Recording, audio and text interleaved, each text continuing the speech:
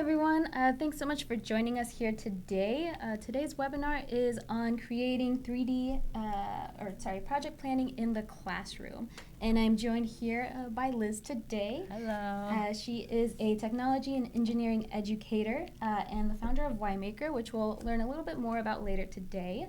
But if you want to tell us just a little bit about yourself, and then we'll get started. Sure. So I'm a technology and engineering educator. I've been teaching with MakerBots for over 6 years and started YMaker to help train teachers to do more STEM and Maker Ed projects in their classroom. Well, Liz, thank you so much for joining us today. And so to get started, I just wanted to go over the agenda here real quick. And we're going to be talking about 3D printing, 3D printing's role in education. We're going to talk a little bit more about Liz's journey with MakerBot and her project planning techniques. And then we're going to talk about our ecosystem regarding EDU. All right, so let's get started. So the first question is, what value does 3D printing have in education? And so I always like to start that question off with this quote. So the quote says, 65% of children entering primary school today will ultimately end up working in completely new job types that don't exist yet. And so I always like starting off with that quote because, I think it makes a big statement, right? It's huge. Saying that 65% of children, what they're studying right now, these jobs, the jobs that they're studying for, or they're studying for jobs of the future, I guess. And we don't quite know what those jobs are. Right. Yeah. And so what can we do about that? So I always like to look at this next slide over here. And these are just different types of industries. And so technology that's currently taking these industries by storm is 3D printing. And so here you can see we have engineering, manufacturing, architecture, medical, design, entertainment, and then most importantly, education. And so there's a lot of different ways that 3D printing can be applied to these industries. I'm sure people have seen different articles come out regarding 3D printing in the medical field, such as I think I've seen like 3D printing ears and organs. Yep. I've seen food as well being printed. And so it's super important to get more familiarized with this technology, as it seems that 3D printing is kind of the way of the future as far as careers go. All right. And so in the next slide, you can see some of the lessons that we already have that cover STEAM. So science, technology, engineering, art, and math. And it's not just that. We also have lessons for languages, geography, history, special ed. And so we're starting to integrate 3D printing into the classroom, into the content that's being taught to further prepare these students for the future. And then that brings us to our next question, which is, why MakerBot? And so, actually I forgot one slide here, which is 3D printing in the future of instructional technology. And so why we have 3D printing in the classroom additionally is because 3D printing affects the classroom positively. It allows students to perform better across all areas. It enables students to learn critical thinking skills through 3D printing. By being involved in the 3D printing process, they're more motivated, they're more engaged, and they have a direct and active interaction with what they're learning. They have also a physical interaction with what they're learning as well, which I think really helps to drive, the content home. So back to that question, why MakerBot? So apart from having easy-to-use printers, and we can go to the next slide. Apart from having easy-to-use printers, the largest 3D printing community, and excellent customer support, we also provide an ecosystem where both our educators and our students can thrive, and then teachers can take the classroom to new levels using this technology in the classroom. And in the next slide, you can see this is just a quick image of all of the printers that we have across the United States in the schools. So right now, I think we're past 7,000 schools that have MakerBots in the classroom and taking this technology to new levels, introducing it to their students for the future. And something that can be a little bit difficult when adopting this technology into the classroom is creating projects, right? Because teachers also have to learn about this technology too and adapt it. And so I'm gonna switch gears over here with Liz. And so we're going to learn a little bit more about Liz, and then she's going to tell us a bit about how she went about, creating projects in the classroom, kind of her techniques that she developed. Okay, thank you.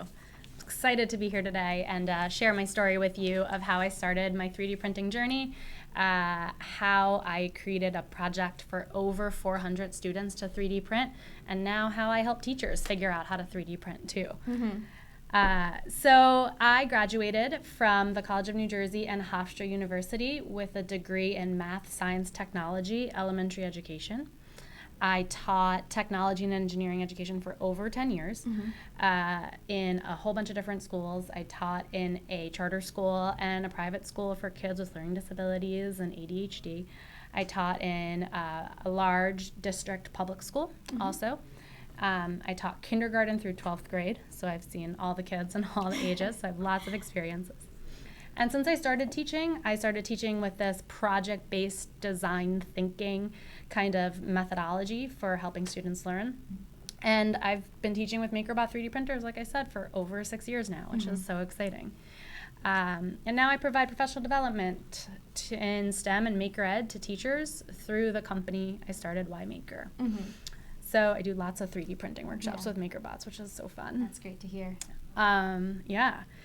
So as a technology and engineering educator, this is kind of the degree and the certification you want when you are a STEM or makerspace teacher. When I was getting my degree, my first project that I had to create was a wooden toy. And we had to use all sorts of different machines and tools to create that stuff I've never used before. And I had to use a table saw to cut my wood and a bandsaw to shape my characters and a belt sander. And these are things I've never done before. But like through the supportive, technology teachers and peers, I accomplished it and I made a wooden toy. And this really helped me realize that I can learn any tool or any technology, including 3D printers, and then be able to teach them. And so then I think that goes into, how you started your journey with MakerBot. How was it when you first got the MakerBot? Or, did you get to your classroom one day and you had a printer? Did you know you were getting this technology? Yeah. So I was working in a private school at the time, and we got one MakerBot printer. And it wasn't my responsibility to work with it. So it was for the high school students, and I was teaching kindergarten through 8th grade at that time. So it wasn't my responsibility to work with it. But it was in our makerspace. So it was free for everyone to use. So I was curious. I wanted to know, how does this work? My curiosity got the best of me. And I was under no pressure to figure it out. I didn't have to plan a project or anything, so I just started playing around. And I wound up making a doorstop for our makerspace because our 3D printer, our MakerBot, was in this tiny room. And I really thought that it needed some good airflow in there. So I wanted to keep the door open so it would get good airflow while we were 3D printing. So I made a doorstop, and I put the word make on it because it was our maker space, so no one would lose the doorstop. Of course. And that really sparked the curiosity in a bunch of other kids and some teachers to make doorstops for their room with their classroom number on it. So I had like a small handful of kids that we were just 3D printing doorstops for their classrooms. So that was exciting. And did the students have previous experience with designing something in the computer and then printing it out? This was their first time. That was their first time. It was all our first times with MakerBots and Tinkercad and Thingiverse, and that's how I really learned, just like scrolling and exploring and being curious. Right. And I imagine, doing this doorstop project, you said teachers started to get more excited about the technology. Do you think having, some of the resources we have at MakerBot today, like, the teacher certification or our lesson plan guidebook, do you think that would have been helpful having it in the past? Yeah, so this blueprint we're going to talk about today will really help teachers like figure out how to plan a project after their curiosity has been sparked. And I think all those resources that MakerBot has, the certifications and the guidebooks, would be really helpful to teachers. Gotcha. Yeah. Great. And Liz mentioned a blueprint, and I think everyone watching already knows, but we're going to be sending out a blueprint to everyone that Liz worked on. And it's a blueprint to help you get started kind of creating a project or your first project in the classroom with 3D printing. Yeah. So Liz will be talking about that a little bit more later on today. So I mentioned that curiosity was my greatest character strength, and when I started the last couple of years of teaching, I started teaching students about character strengths. So we would begin our time together, and they would take a survey about their character strength, learn what their greatest character strength was, share it out with the rest of the class.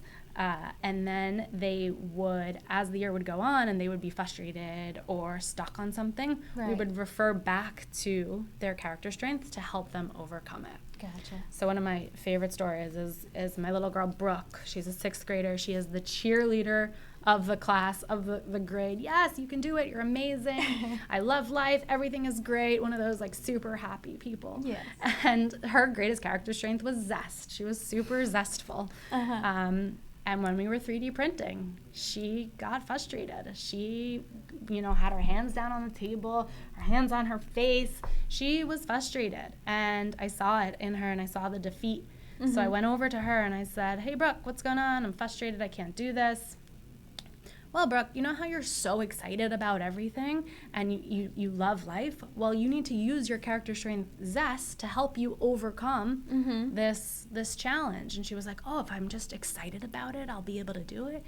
Yeah, Brooke, if you're just excited about it and you're happy about this, then you'll be able to overcome the struggles you have. And that was a really great strategy I used throughout the 3D printing project to help kids overcome their challenges and their fears. Right. That's I think a great way to go about it, because 3D printing, we've worked very hard to make the process super simple, but it can still be difficult to design something. Sometimes things won't, for kids. Exactly. Sometimes things won't print out the way someone or a student imagined, and so reminding them of their strong character traits to kind of carry them through the project. Yeah, it's a great way to keep them going. Awesome. Yeah. Excellent. So after I left that private school that I was working at where I made the doorstops, I went to a larger public school, and during my interviews, I was told that I was expected to 3D print with 400 students. And I said, "Oh, okay, sounds great." So after the initial panic settled down, I took a couple deep breaths, and I realized that to make this successful, I need to make these projects meaningful, engaging, practical, and manageable for me. Those are my big things that I wanted to focus on to help students, 400 students, 3D print. Right. And now when I work with teachers, we think about planning projects based on like 3 major steps and 3 major ideas. And their purpose, so what's the purpose for this 3D printing project?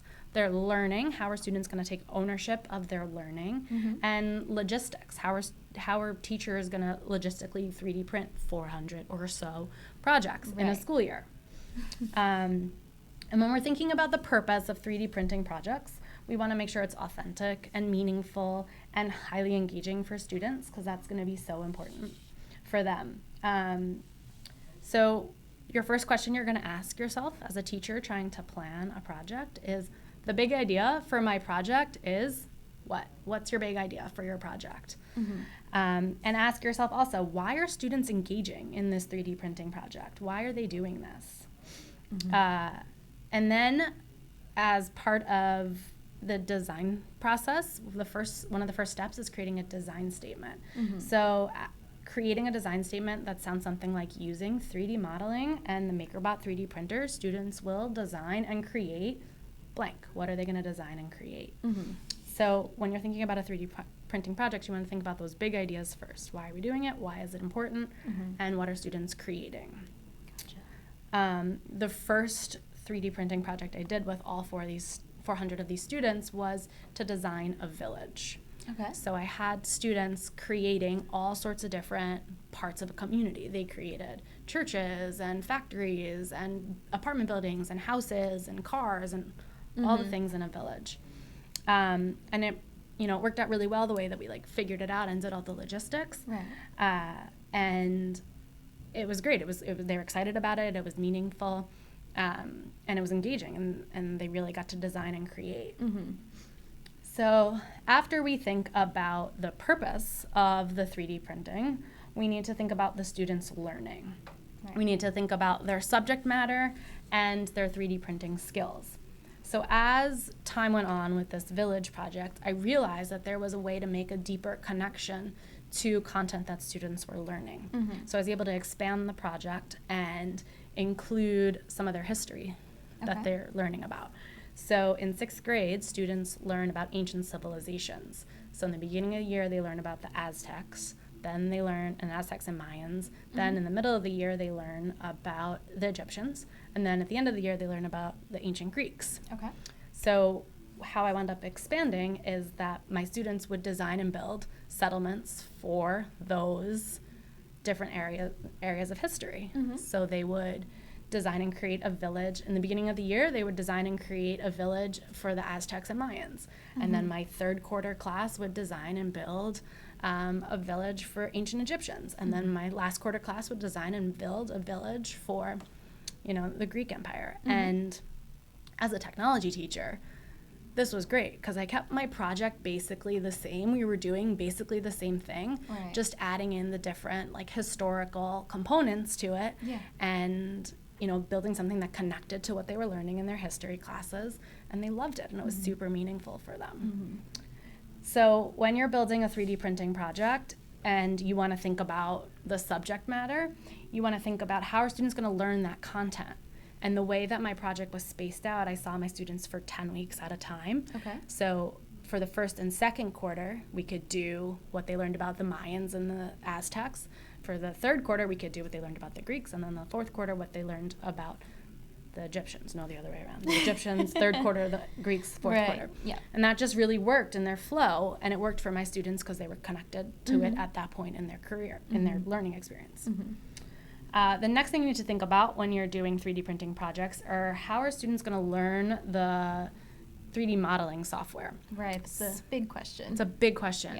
I truly believe that all students should have the freedom to create whatever they want to create within the design challenge. Of course. And I also believe that all students should have the opportunity to do 3D modeling because it's such a personal thing when you're 3D modeling. You see the world the way you see the world, and you have no idea how the person sitting next to you sees the 3D world. So it's so important that you are creating your own version of the 3D world, and it's hard for kids to work together and create in 3D modeling software. So we found some ways that we could help give all students opportunities to 3D model, but then not necessarily print every student's design. Right. Which worked out really well. Great. And just because I know that the question's going to come up, what 3D modeling softwares did you use with your kids? Yeah, we used Tinkercad. Tinkercad all the way through. Yeah. And I'm so excited about the new Tinkercad update with the classrooms model. I think that'll make it so easy for teachers to help them organize their prints and students' designs. Right, agree. And Tinkercad is also great because they continue to add new features to it every day. There's a scribble feature where students can just draw almost 2D images and then make them 3D. And so it makes it a lot easier. It helps kind of with the learning process, the 3D modeling software. So definitely the one to use, or at least to start out with too. So very cool. And also, if anyone has questions, please feel free to ask them on the YouTube comments. We do have a moderator, Allison, in the background, and so she will be kind of sharing the questions with us, and we'll be happy to answer them too. Yes. So after we think about the learning and how students are going to learn the content and the 3D modeling software, we need to plan the logistics. This is the most overwhelming part. This is but once you've got all the thinking work done, this is just, logical now. And you can figure this out. I trust in you. You can make this happen. So one of the best things that I did that helped the flow so much better was I had students peer review their 3D models online, which made me not the stopgap in the printing. So I wasn't a backlog waiting for everyone to check everyone's model. Right. So there's a great worksheet on Teachers Pay Teachers about peer reviewing Tinkercad files. And I see that we also have the link on the presentation. So Allison will be sending out this presentation to everyone after the webinar. Just give her about a day to send everything out. But if you're interested in the resources or that link from Teachers, Paid Teachers, it will be available to you. Once Allison sends it out, she will be sending out that presentation. Sorry, go ahead. So thinking about that, how you're going to review all the students' projects. Mm-hmm. Then another important thing to think about is your timeline. There are 5 things that happen in 3D printing projects that take up a lot of time. Okay. And that's the ideate. So when students are coming up with their ideas, Right. brainstorming ideas, coming up with a sketch for a solution. Mm-hmm. And then they're modeling. Right. So they're on the computer, they're 3D modeling, they're using Tinkercad, they're creating their designs. That takes time. The review also takes time because we need to make sure that they're 100% ready to go to the printer. Right. And then transferring to the printer also takes time. Mm-hmm. And then the prints take time. Right. So, you know. There's a lot of places in those steps where you might have to do them over again, or students are ideating, they go on to modeling, but then maybe they didn't think a part of it through, so they have to go back, and so it can all be very time consuming. Right. So just be mindful of those things when you're planning your projects. We had 10 weeks together, and we didn't spend the whole 10 weeks 3D printing. We spent probably 3 to 4 weeks 3D printing. Right. And we were learning like other engineering and technology things in class as well. But the printing didn't stop at the end of our unit. The printing naturally kept continuing. And if students wanted to print more or extra, they would come before school, at lunch, after school, I see. whenever they could to 3D print some more if they were interested. Gotcha. I really like what you mentioned about having students peer review each other's files, because you're right, sometimes it's just the teacher that has to review all the files, make sure that they're printable, they're not going to fail. Yep. But having or putting the onus on other students to watch out for these files, make sure that they're going to print, helps to alleviate, you know, the work on you as the teacher, but also helps to speed up the process of it too. Totally.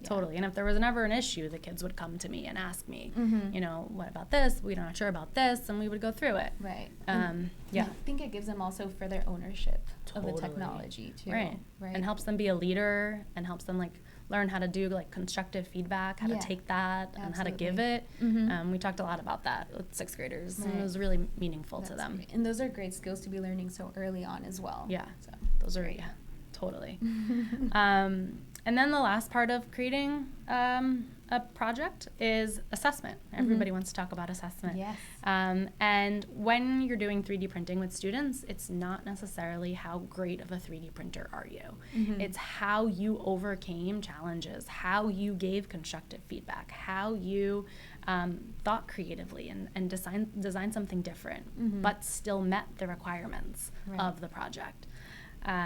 So there's a great link there. The CTE TAC, Technical Assistance Center, has a life and career skills database where you can go onto their database and click through and choose different life skills, or essential skills, they really should be called, essential skills, that you want students to accomplish. So everything from perseverance through planning and collaborating and leadership skills. So it's really great tool to create rubrics around these essential skills. Right. Another great important thing that we did was have students assess their own learning. Where were you at the beginning of this, and where are you now? That reflection really helps kids see how they've grown and how, you know, proud of themselves they should be, and where there are areas to improve. And it's really pretty powerful stuff when they do that. You really can, they really think about their learning, which is what we want them to do. Yeah, no, absolutely. Yeah. And I think for everyone watching, if they do kind of want to go through the same process that Liz was just talking about, we mentioned the blueprint. We have a copy of it here. And so everyone will be receiving a copy of it. And it's really, it has a sort of like a worksheet style. So there's key questions that you should be asking yourself when you're planning these projects. And we put a lot of these questions down for you to answer or think about, consider as you're building your projects. So, Yep. Yeah. So great. And then moving on to professional development options. And so Liz, can you tell us a little bit more about YMaker and what you do there? Sure. So YMaker is basically a professional development organization.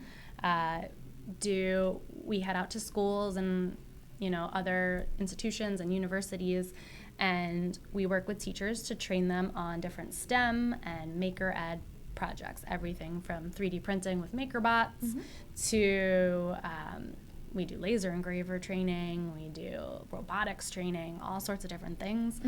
And we help teachers feel comfortable and confident to teach any technology that they want to teach. We also do a lot of project-based learning training where we help teachers build out really robust project-based learning experiences for students and integrate multiple disciplines into the one project, which is a lot of school districts are interested in that now. We also do a lot of makerspace activities where teachers learn how to just help students be creative and connect that to the content they teach, and then potentially incorporate technology into that. That's great. We do in-person workshops, and we're starting some online courses too coming up in the fall for teachers. That's wonderful, and I think it's great because technology is moving at such a fast rate, and it's hard to keep up with it sometimes. And so to have kind of a source where when a teacher can go to kind of learn what they need to learn, they don't feel as overwhelmed.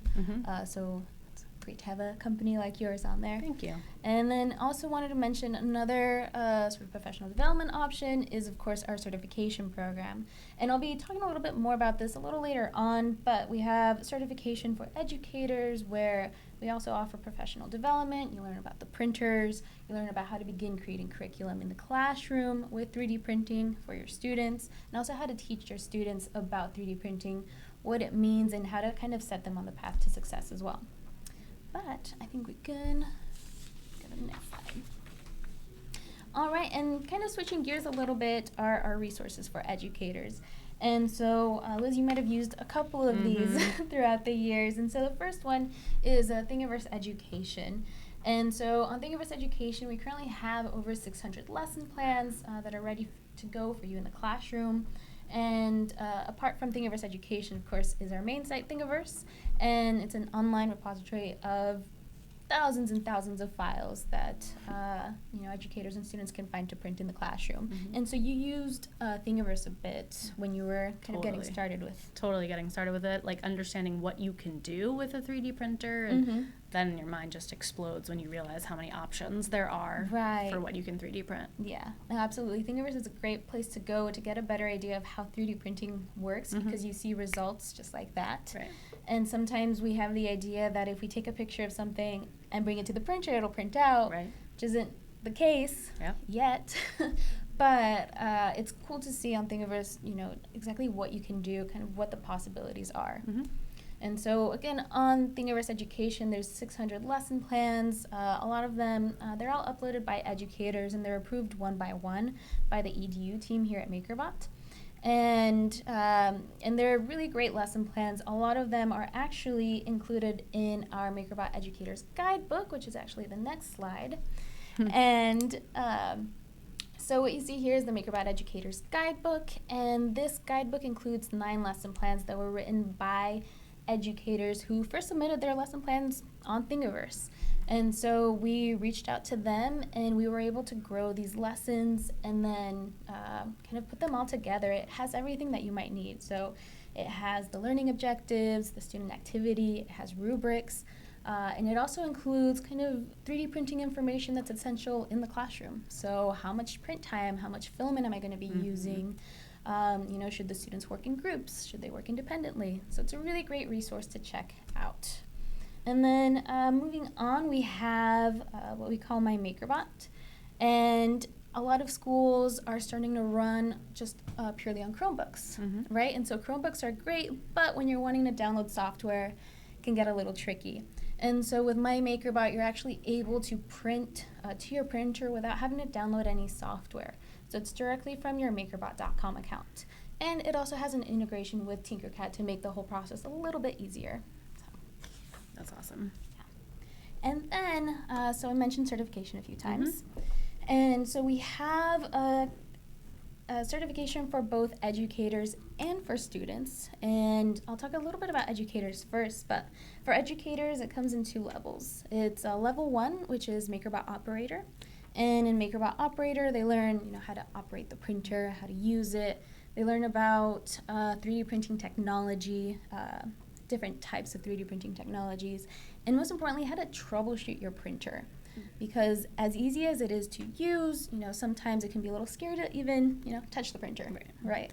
And so it kind of walks you through the whole process so that you feel more comfortable, more confident with using your printer. The second level is a curriculum creator, and that I mentioned is meant to kind of help you start creating content, lesson plans for the classroom, as well as how to start teaching your students about 3D printing in the classroom as well. And then finally, we have a certification program for students, and this one is we just released this year. Wow. And it is kind of, the first level is the same, which is MakerBot Operator. Again, they learn about the printer, they learn troubleshooting. And the second component is all about design thinking. And so our purpose with design thinking was really to give, again, students ownership of the technology and enable them to design solutions for problems around them. And so that's broken up into 3 different courses where they learn about design thinking, they put it to the test, and then they learn more about how to actually use the printer to an elevated level. So they learn about kind of all the ins and outs of 3D printing, how to design with 3D printing in mind. And what grades is that for? So, great question. So it is aimed to middle school and high school. Cool. And that just came out, and so for people that bought some seats, classroom will be in session shortly. You can start taking your classes today, actually. But, wow, yeah. The students can start taking their classes. That's awesome. Yeah. So you could do that 2 ways. As an educator, you could have your whole entire class and students going through that certification, which would really just explode their abilities to 3D print. Absolutely. And or you can have some experts in your school building and have them be the leaders of 3D printing and have them help all the other students as well. Right, to help further implement this technology, really, because, this is an expensive piece of technology at times, right? And so we want to make sure that everyone's getting, really good use of it, especially students, when they graduate high school, they know how to use the printer, they know how to design for a problem, they know how to troubleshoot or how to, iterate on prototypes when they don't work out the first time around. So super important skills to take into, kind of the next level of education. So I love that. Yeah. Good stuff. And kind of flew by some of these slides over here, but we also have the MakerBot Educators program, which is our ambassador program specifically for educators. And so through this educator program, you get to join a good group of educators. Right now, we actually have about 120 ambassadors in the educator program, and these are all educators from across the country that are all kind of on the same mission. They're working to integrate this technology into the classroom, and they want to show their students how they can use this technology, how they can push it, so they all have the similar passions. And through the ambassador program, they're able to go to conferences, they're able to do workshops. MakerBot likes to support them in their journeys. We also like to keep up with them, what they're doing in the classroom, how they're doing it with their students, how their students are adopting this technology as well. And so anytime there's an educator who wants to do something, whether it be in their community or at a conference, we always ask that they reach out to us, maybe that there's something that we can help them with, or we can further support, or we can magnify their voices as well. Right. Through the ambassador program, you also get a t-shirt, which is really, really cool, some stickers, and then we also like to give filament away for free through some monthly challenges. And How do you become an ambassador? So to become an ambassador, you just have to submit one lesson plan to Thingiverse Education, and the lesson plan will go under review. I'll review it. If it's approved, then we just ask for the printer serial number to confirm that you have a MakerBot printer. And then after that, you are officially approved, but we send you a welcome kit of sorts that will have your t-shirt, it'll have the stickers, it'll have a letter of acceptance saying, this is what you have access to now. And a lot of the times when we're working on, new projects, new products, we always reach out to them. They're kind of the first group of educators that we reach out to say, hey, what are your thoughts on this? Right. What's your experience? What would you prefer if you had the option of A or B? Because we want to know what they're thinking. We want to know. We value their opinions. Right. That's awesome. So you're building a really great community of support for teachers who have 3D printers. Absolutely. Yeah. Yes. Oh, that's so exciting. So please join. We'd be happy to have you. And I think that brings us to the end of the slides that we have here for you today. But we do have a Q&A, and so we'd be happy to take some questions. Yeah. Absolutely. Great. The first question is, you mentioned the MakerBot Educator's Guidebook. Where can we find that? Great question. So you can find it online. We can send you the PDF, or you can buy the actual hardcover version for $50. That's on our online store. But you can get the PDF, which is nice and it's free. You can print it out. So it's almost like you have the actual book with you. But yeah, that is, I believe, $50. Okay. Any recommendations on getting your students to change their point of view? I've had a few problems with objects only aligned from one point of view and way off in another. Right. So that's definitely something that I was speaking about, where you see the world from your 3D perspective, and it's hard to understand how other people see it differently. Working with adults, I recently realized that children understand the 3D world a lot better than adults do because their whole world is in 3D. So their videos are in 3D, their movies are in 3D, their games are in 3D. When I was growing up, everything was flat.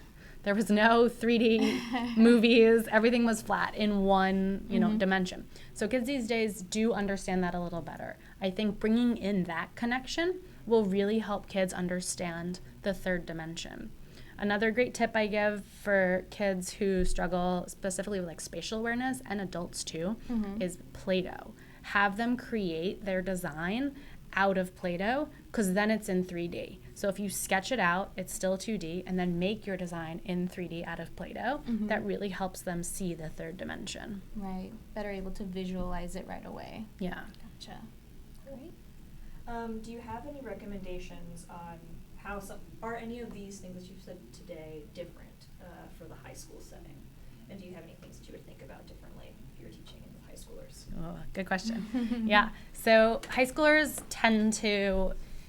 should be encouraged to have more creativity and openness with their 3D prints. They should be allowed to dive deeper and explore in more detail. I would have more specifications and constraints and expectations for them.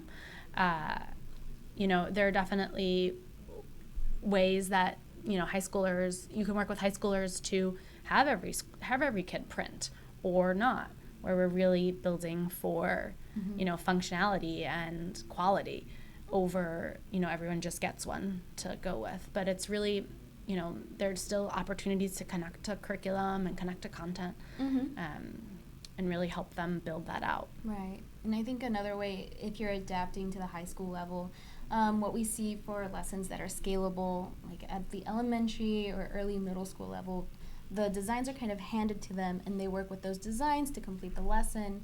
But the higher you get in the grade level, the students are then expected to actually create the designs from scratch. Yeah, from Blank scratch. Exactly. I like that. So they're further encouraged to experiment kind of with the tools that they have. Yeah. Right. Another good thing for high schoolers is have them go through the tutorials themselves. Have them go through the student certification program themselves. They, at that point, they should really be learning how they learn best and how to learn from someone who's not just their teacher. Right. And that's another valuable way that you can add. Yeah, and I think that's a really good rigor. point, because in university, I think there's a lot of independent study.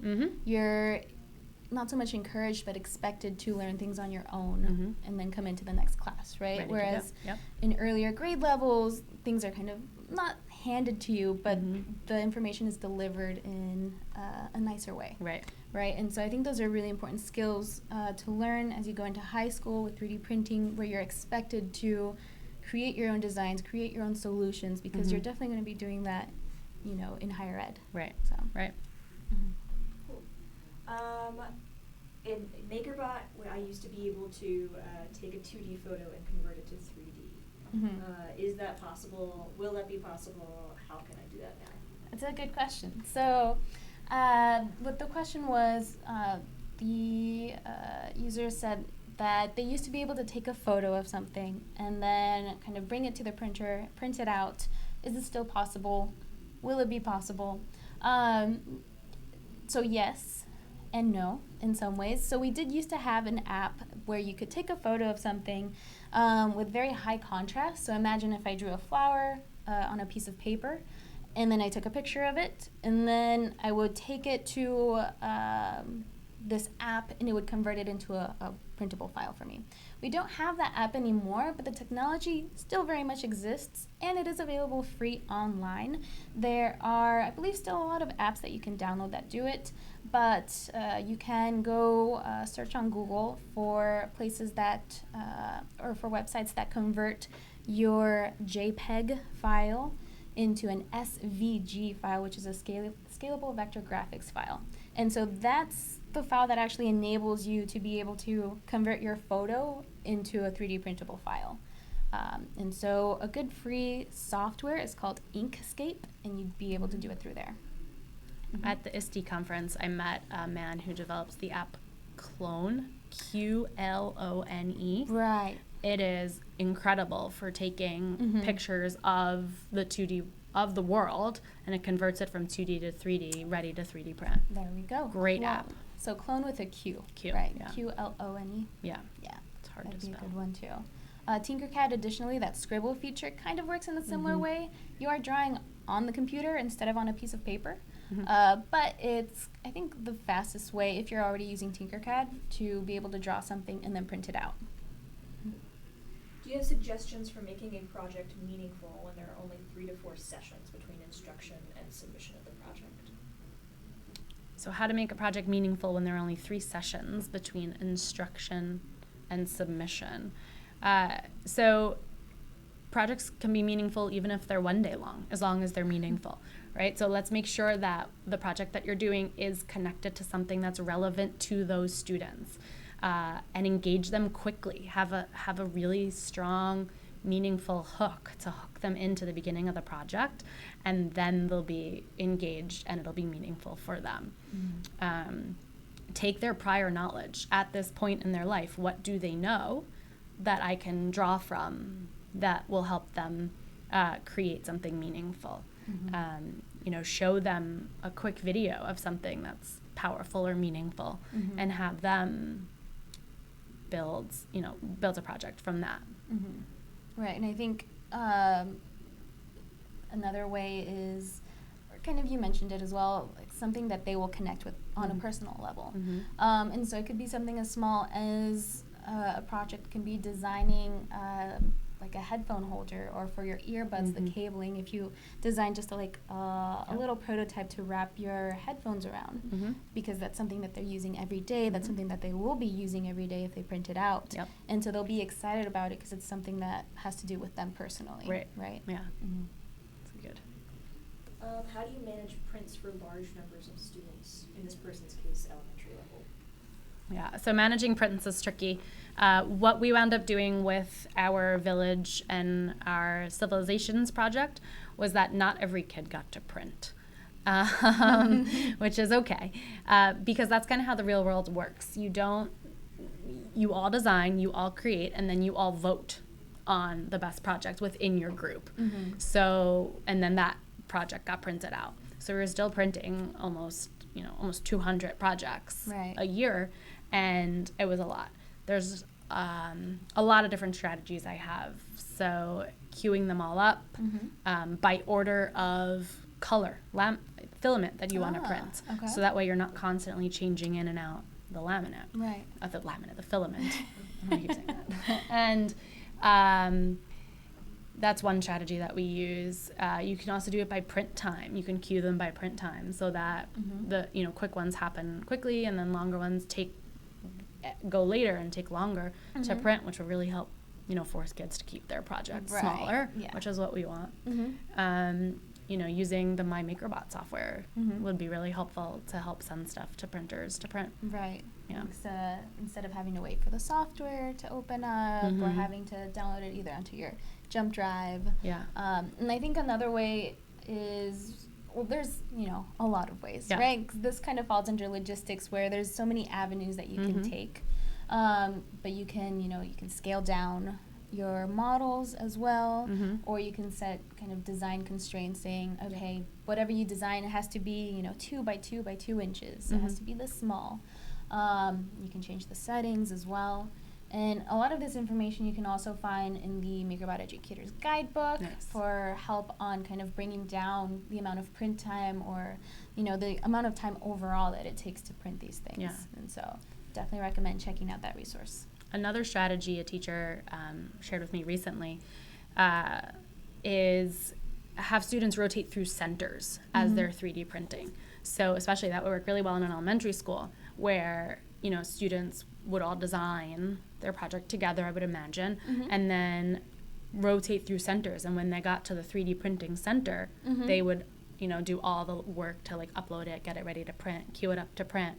And then as the next group would rotate through the next day or in 2 days or something, they would queue it up, their prints to print. Gotcha. While the students are doing other work, in their centers the other time. I thought that was a pretty good strategy. Yeah. Nice use of teamwork there. Yeah. Yeah. Yeah. What design software do you recommend, Pat, beyond Tinkercad? Especially this person had high school art as a specific subject. If it's high school art, if you've used Tinkercad and you feel like you've kind of exceeded, how far Tinkercad can go, which you can definitely hit its limits after a while, I recommend, if it's for art, using Sculptress, which is a digital sculpting software. And so Sculptress is kind of on the computer. It looks like just a virtual ball of clay. And then you kind of just have to push and pull the clay and sculpt it out. And you can make very intricate designs. And it is kind of like working with clay.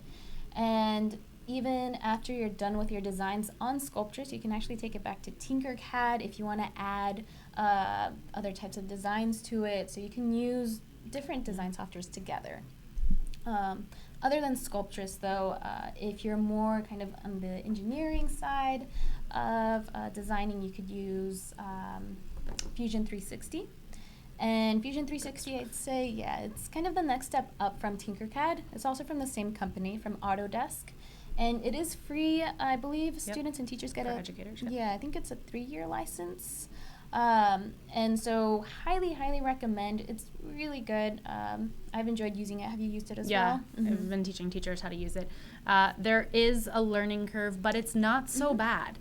Once you hit a point and you're like, oh, I get this. I can make this work for me. Right. And there's some great tutorials, great help sections, great YouTube videos out there about using it. Right. And it's a really powerful software. I mean, that's what they're using in industry to create. Yeah, that's products, a great point. Tons of products. Professionals are using it. I know some people here in the office use it as well.